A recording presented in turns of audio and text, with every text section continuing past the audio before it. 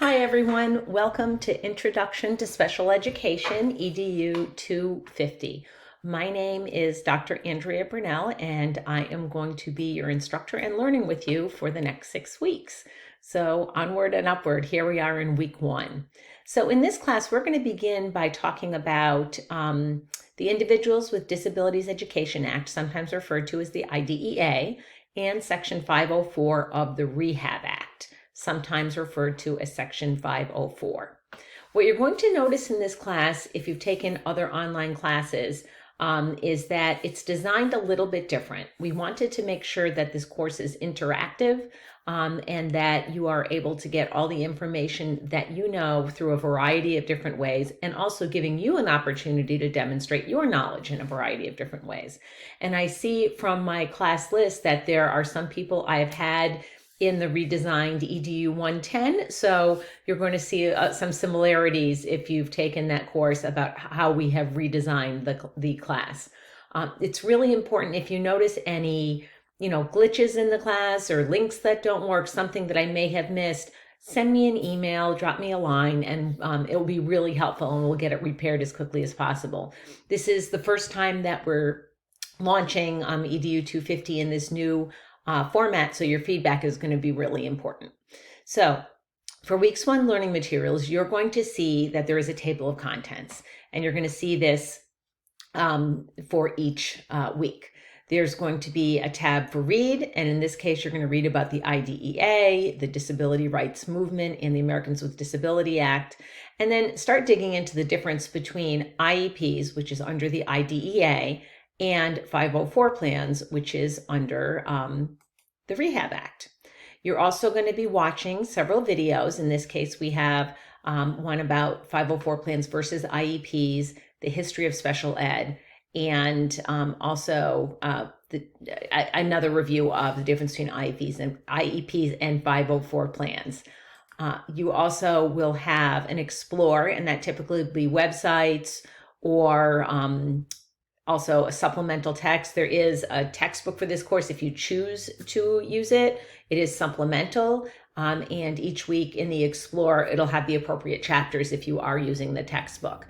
And in this case, our Explore there's a trailer for the movie Crip Camp, which is a full-length movie, but I gave you just the trailer for the time being. Excuse me. So we also gave you a link to a KWL chart, what you know, what you want to know, and what you learned if you want to use that to organize your thinking. So it's there as a tool for you. So your discussion this week, you're going to refer to the materials, what you've read, what you've watched, what you've explored, and you're going to introduce yourself and let us know why you're taking the class, your expectations about what you want to get out of the class, and also if you've had any experience with special education or Section 504. That could be personally, you may have had an IEP or a 504 plan, a sibling, a friend, just your personal experience with that, either professionally, maybe you're teaching already and you have a child in your class with a 504 or an IEP. So just a little bit to share about what your background is. Make sure that you review the best practices for discussions and also the rubric prior to posting and prior to any assignment. That way you won't miss out on any points by missing out on an expectation that you weren't aware of. One of the ones I do notice is missed in discussions is being able to connect your discussion, especially your initial response to the prompt, with what you've read and what you've explored and what you've learned. And the way I know you're making those connections is obviously by your narrative and also by using in-text citations and references to the materials that you got this information from. I'm encouraging you to do video posts like I'm doing right now. Make sure that you keep them brief, probably briefer than what I'm doing right now, but I would try to keep them under 5 minutes.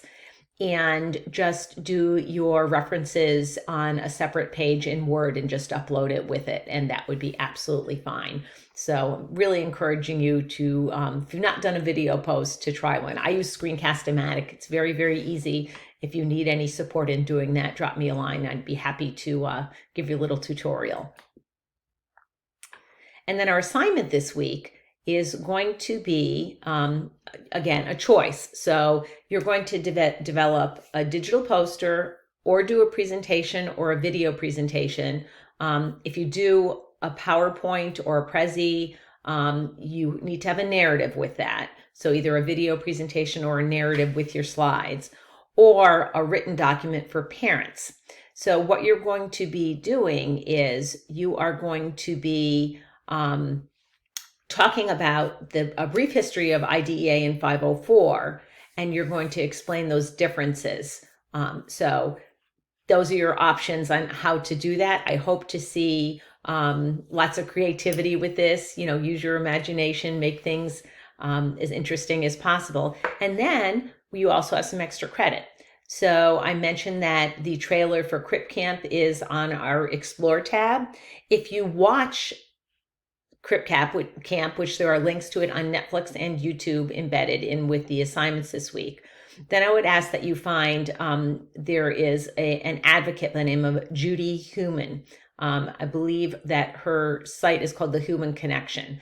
Find her on social media. I did give you the handles, I guess that's what they're called, on Instagram and on Twitter. And post a comment about the film or its general importance or personal impact on you, and just grab a screenshot and submit it to me, and you will get extra credit.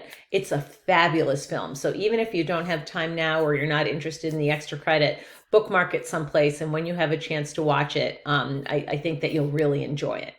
Anyhow, this is our week 1 for this class. You can email me anytime. I will usually get back to you within the hour.